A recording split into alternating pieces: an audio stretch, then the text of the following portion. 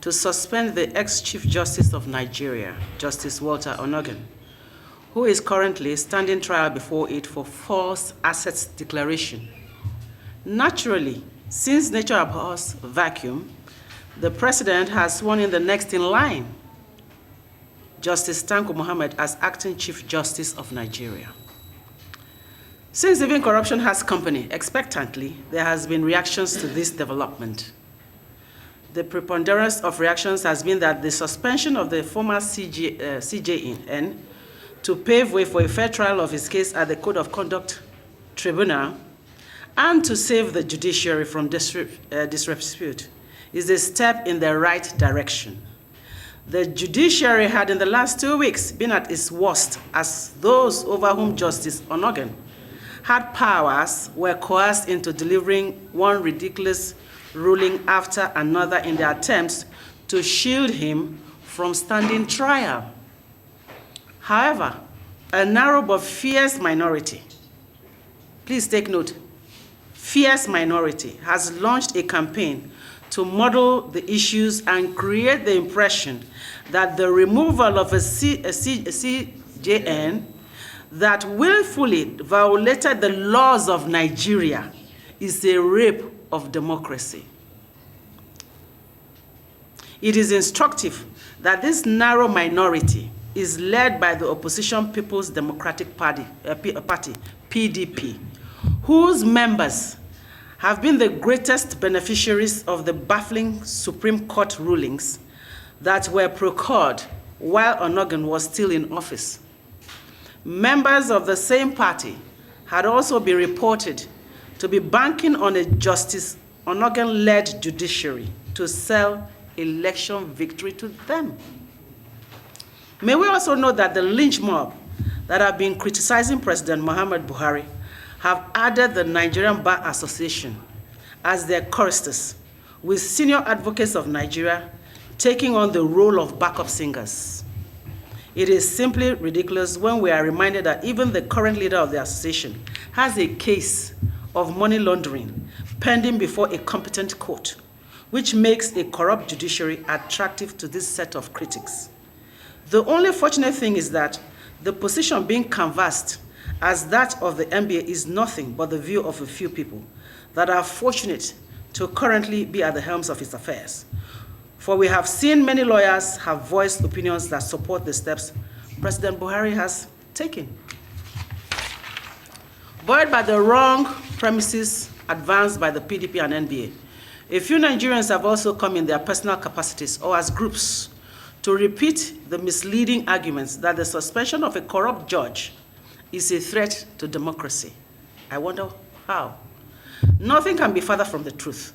The real danger to democracy is that lying mobster judge continue to lead the most important arm of government, for the judiciary remains the hope of the common man. We are also aware that some of them that hitherto were cab drivers and morgue attendants in foreign lands.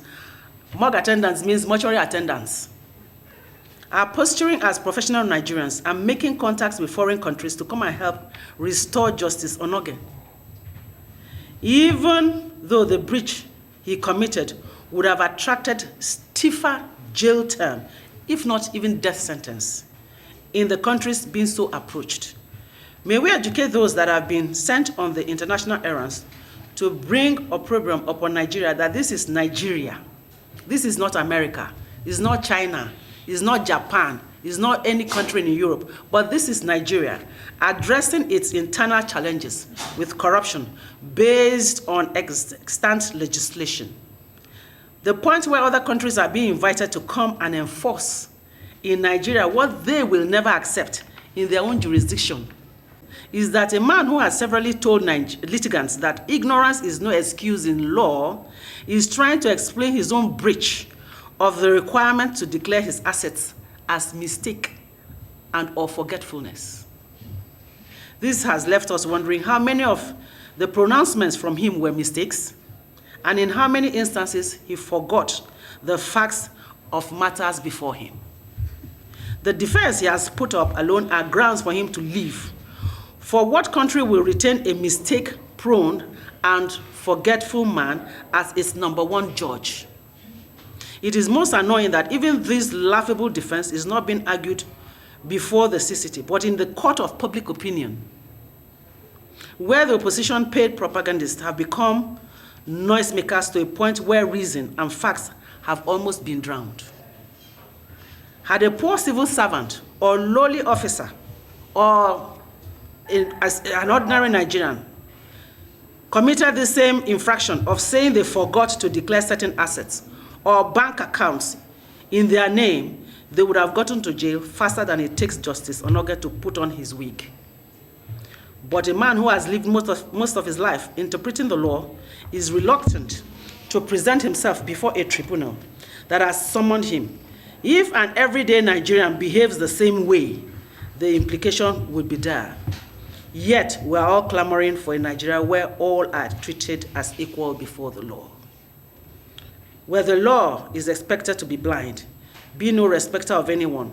Justice Onoghen has painted his violation of the law in several shades and hues that he would not accept as relevant if he were so unbiasedly to rule on his suit. He fraudulently operated foreign accounts that he refused to declare. But this crime has now been converted into a religious matter, an ethnic issue, political witch hunt, and it is a matter of time before he will claim that he is being victimized on account of either his age, gender, or complexion. Arrant nonsense. We therefore condemn in its totality this deliberate attempt by mischief makers, hiding under the lie of defending democracy and in tandem with the Billionaire CJN to attempt criminalizing an action taken in furtherance of the anti-corruption war. The dubious nature of their response to the suspicion of the CJN is exposed by the growing threats from these people, which border on trying to shut down the government simply because President Buhari dared to touch corruption at its very core, as the judiciary had become the guaranteed platform for corrupt people that they can always escape the consequences of stealing from Nigerians. This moment will come in the fight against corruption, because while Mr. President and other committed Nigerians fight and strengthen institutions, the corrupt ones pay the court to escape with the resources they have stolen from the Commonwealth. It was a confounding configuration that seemed impossible to comprehend, but that was before details of the assets and foreign-denominated accounts of Justice Onoghen were made known. He is indeed a billionaire judge, whose supporters are yet to explain the possibility of him owning more money in his account than he can legitimately own in 68 lifetimes. We salute the courage of President Buhari for daring to take on corruption in the judiciary, even on the threshold of elections, without fearing that he could lose the votes of those that may be positively disposed to keeping that arm of government corrupt. Yet we acknowledge the imperative of taking this step, which is obvious. The entire war against corruption will be meaningless if the judiciary continues to remain rotten, since the conviction rate has remained dismal. Even though many suspected corrupt persons have been arraigned, they simply get arraigned and then initiate a series of hanky-panky, that is, engage 20, 30 sounds. And at what cost? That means they never get convicted because they're able to mobilize all the sounds in Nigeria. The Billionaire CJN, Justice Walter Onoghen, was reputed to be the coordinator of sale of justice by the bench with the money found in his undeclared account, said to be the process of judgment procured by the likes of Senate President Dr. Bukola Saraki, who curiously has had a case that is not too different from Justice Onoghen's own before the CCT court.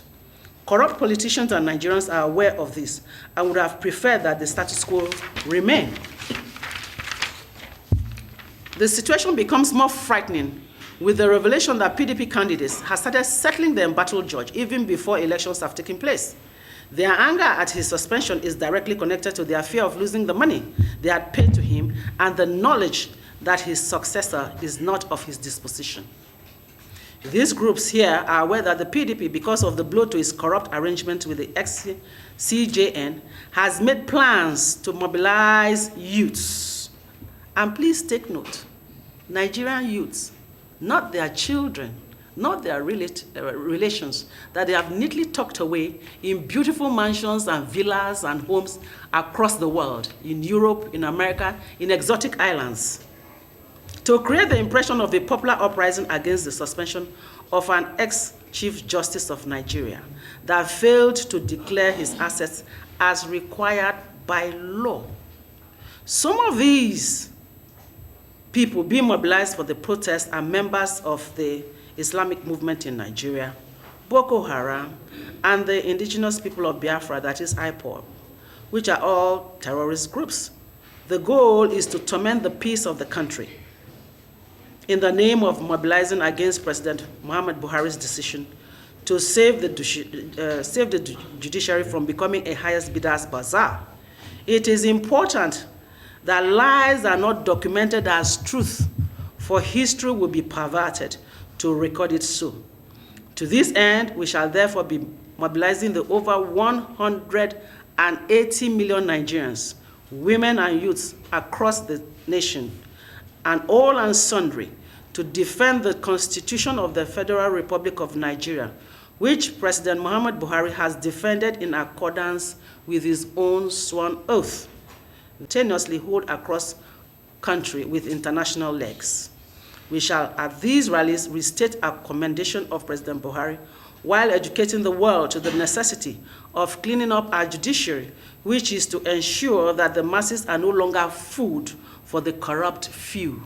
And like I said the last time, these corrupt few are not up to 2,000-3,000 human beings out of 180 million people. We hereby put those that plan to take violent protests to the streets. Violent protests, please take note, to be mindful that the law that guarantees freedom of expression, movement, and assembly also criminalizes the commission of crimes.